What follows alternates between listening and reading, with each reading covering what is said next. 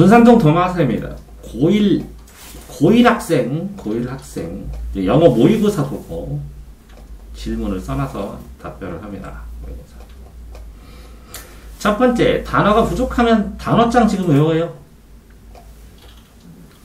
요즘에는 못 본다요. 단어장 직독직해를 매일 30분 정도 매일 단어를 읽어야 되는 거 아니에요? 문장을. 그래서 30분 정도 직독직해를 하면서 단어장을 계속 읽으면 한 달에 한 권 정도, 그 다음에 날 잡아서 한 5일 정도 외우면 이걸 통째로 외울 수 있죠. 30분씩. 그러면 한 달에 한 권씩 외우면 일주일, 뭐 1년 정도 되면 12권 정도 되는데, 그럼 우리나라에 있는 단어장 다 볼 수 있는데. 그러니까 단어를 먼저 하고 문장을 외우는 방법도 있지만, 단어를 먼저 하는데 시간이 걸리는데 스트레스를 받아서 이 지문 말고 문장을 해서 문장을 읽고 단어를 암기한 다음에 보면 이 지문이 이 문장들이 나중에 그대로 나오죠. 그러니까 하루에 30분씩 영어 독해 한다고 생각하고 무한속도로 계속 읽어나가는 걸 자기 전에 해도 되죠. 그럼 잠자고서 아침에 일어나면 또 살짝 한 10분 정도 떠들어보면 전날 본 문장들이 기억나면 나중에 문장들이 통째로 외워지죠. 자, 해석이 잘 안 되는 문장은 구조를 모르든지, 영어 구조가 낯선다. 그럼 이거 어떻게 잘 해석하고 많이 해볼 수밖에 없는데, 이 구조 분석해가지고 모의고사 분석해놓은 게 인터넷에 많이 떠있거든요. 그러니까 이 분석해놓은 걸 자꾸 보면서 익숙하게 해야죠. 그럼 어려운 문장 분석이라든가 이런 것들이 나오고, 시험용 문장들이, 익숙하게 나오는 시험 문장들의 구조를 잘 알게 되죠.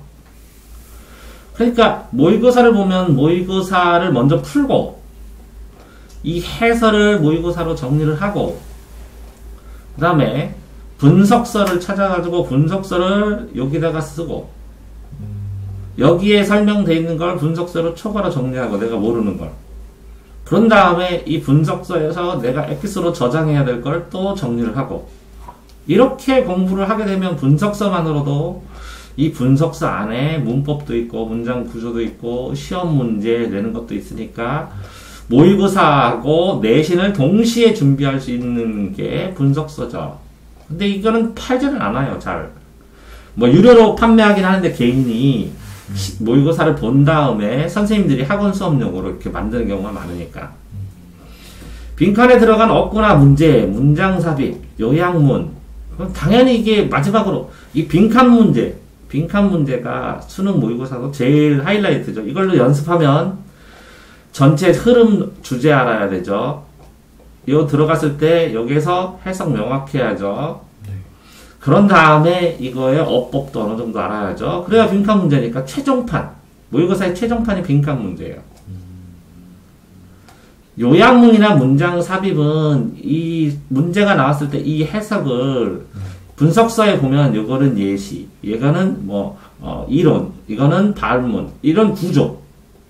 이 분석서처럼 이렇게 이 단락과 이 단락의 관계, 이 상호 단락 간의 관계를 익숙하게 익혀야 요약문도 쉽고 문장 삽입도 쉽고, 그래서 최종적으로 빈칸 문제를 풀게 되죠. 문법 문제는 문제를 읽으면 대충 어느 정도 틀렸는데 감은 들지만 나중에 정답을 맞춰 풀이 상황이 틀려. 당연히 그러니까 이렇게 나와 있어서 내가 그랬죠, 옛날에. 영어 어법 노트 만들어야 된다고. 네. 그거 만든 거에다가 요 틀린 거를 계속 누적해서 쓰다 보면 나오는 데만 나옵니다. 모의고사는.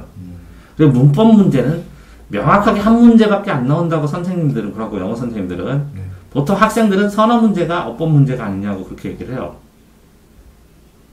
그러니까 모의고사에 나오는, 수능에 나오는 어법 문제를 영어 선생님들한테 짧게 해달라는 게 16시간, 8시간, 4시간 만에 다 끝내주더라고요.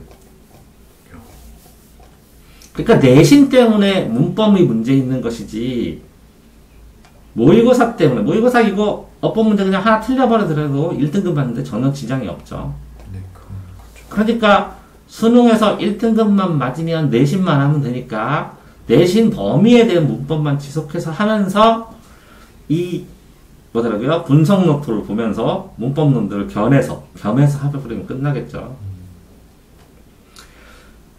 자, 이거는 또 뭘까요? 처음 이게 뭐라고 쓰세요? 처음 주어진. 국어진이라고 써서 주어진. 국어인 줄 알았네.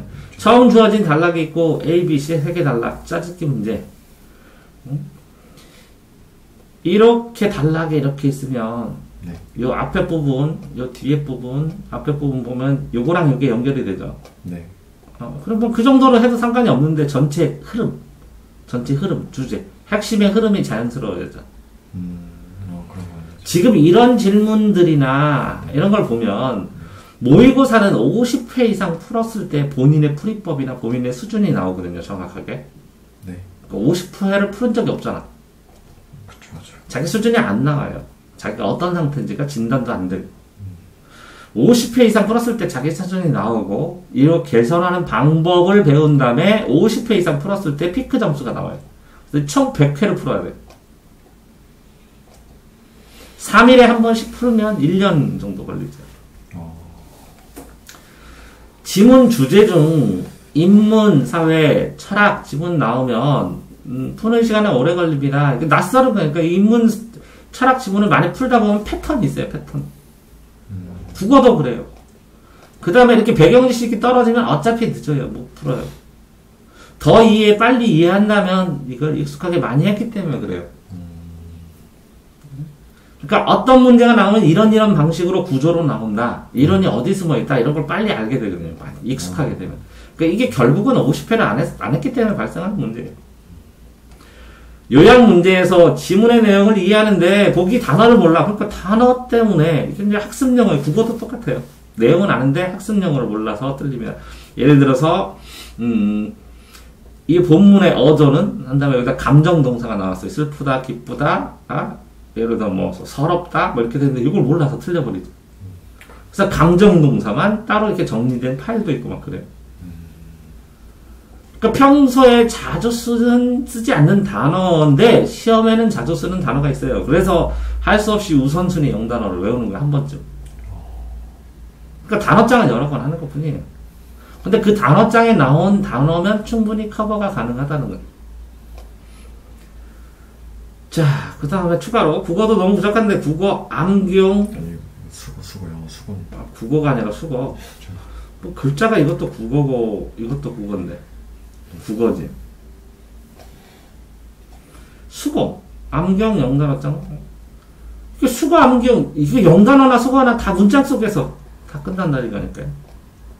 그러니까 지금 본인이 영어를 꾸준히 안 하는 데에 대한 불안감, 모의고사를 많이 풀지 않은 거에 대한 불안감이 있다는 것 뿐이지 구체적인 질문이 있는 건 아니에요. 지금 많이 안 해봤다 그런 것 뿐이지. 결국은 뭐라고요? 이걸 풀으면서 지금 어떻게 푸는지 모른다는 거예요. 그러면 분석서 보라는 거고, 지금 이 단락 끊는 건 됐네요. 이게 주제가 뭐예요? 그거는 어딨어? 행방편으로 찐 거. 요게 빨간색 요게 주제예요? 이거 주제가 없잖아. 이거 주제가 뭐예요? 어느 문장이 주제예요? 그럼 뭐 하는 거예요? 여기서. 모르는 단어. 이 단락과 이 단락과 이 단락의 관계가 뭐예요?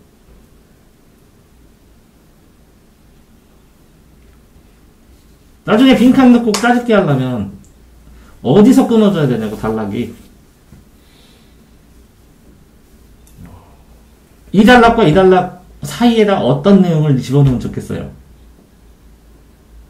여기서 자주 나오는 어법은 뭐예요? 내신으로 변형시키면. 그 분석도 안 했잖아. 이거는 기초 공부. 이 정도 이만큼 하는 거는 시험을 봤을 때 학생이 그 혼자 하는 거. 그럼 분석서 보고 또 비교해갖고 추가로 해야 되는 거고. 분석서도 선생님마다 여러 종류야. 영어 선생님마다. 그러면 이런 분석서 주면 야 이런 방식으로 공부하고 수업하는구나. 또 이런 분석서 주면 이런 식으로 분석해 나가는구나. 또 이런 분석서 주면 이런 식으로 포커스를 맞춰서 애들 수업 시키는구나. 이런 걸 알아야겠구나. 그래서 분석서를 여러 종류를 주는 거예요.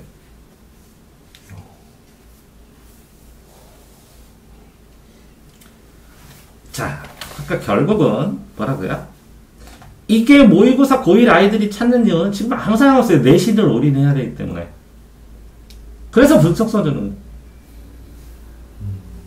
거기에 선생님들이 어법으로 봤더니 여기가 위치가 필요하고 이게 필요하대. 그럼 이게 중요한 거야. 영어 왜 의미 안에서. 그럼 이걸 시험 문제를 바꿔서 내겠지. 이제 이렇게 공부를 해야 내용을 파악을 하고 그래야 이 분석되는 걸 분석을 중심으로 보지. 아, 여기가 시험 문제 날 것 같구나. 그렇게 기억해야 되지. 그 다음에 이걸 끝나면 이게 끝이 아니야. 변형 문제가 또 있어.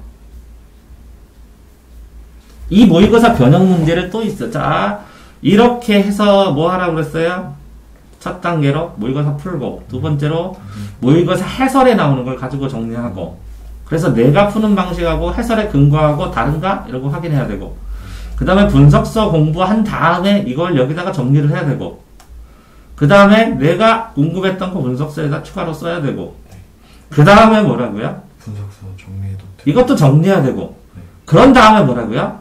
이거에 변형 문제가 있어요. 이 모의고사의 변형 문제들.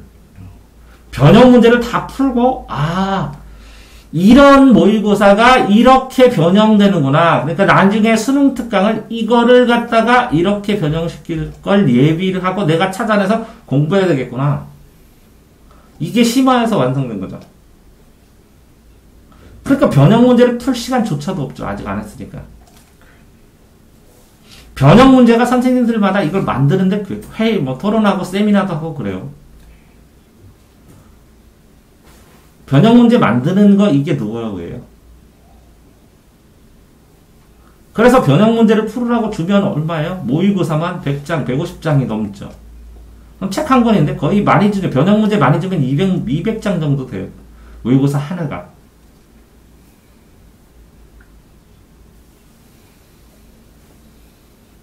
그러니까 결국은 뭐라고요? 영어 공부 이렇게 모의고사를 통해서 여기까지 끝까지 가는 동안 이거 해본 적이 없기 때문에 이렇게 질문하는 거예요. 근데 뭐라고요? 본인의 물리적인 시간이 그게 안 나요. 수학하느라고. 이제야 이제 영어 조금 시작하는 거예요. 왜? 모의고사 이걸 안 하더라도 이걸 열심히 보면 어느 정도 땜빵에서 어느 정도 점수는 나오거든. 근데 이제 1등급 들어가려고 하고 2등급, 1등급 들어가려면 이걸 고민해야죠. 3등급 전에는 이거 모의 분석지까지만 주면 그냥 이것만 여러 번 읽어보고 시험 보면 끝인데 2등급, 1등급 들어가면 이 변형 문제를 다 풀어야 되거든요. 그런 다음에 이 지문이 왜 이렇게 변형됐는지 선생님이 어떤 의도로 영어 가르치는 사람이 어떤 의도로 이걸 변형시키는지 그럼 문장 구조가 나중에 수특이 나오면 이렇게 모의고사처럼 수특이 나오면 그걸 어떤 식으로 변형해서 수능이 나올지를 예상하고 공부하는 거지. 갈 길이 멀죠. 둔산동 동아쌤입니다.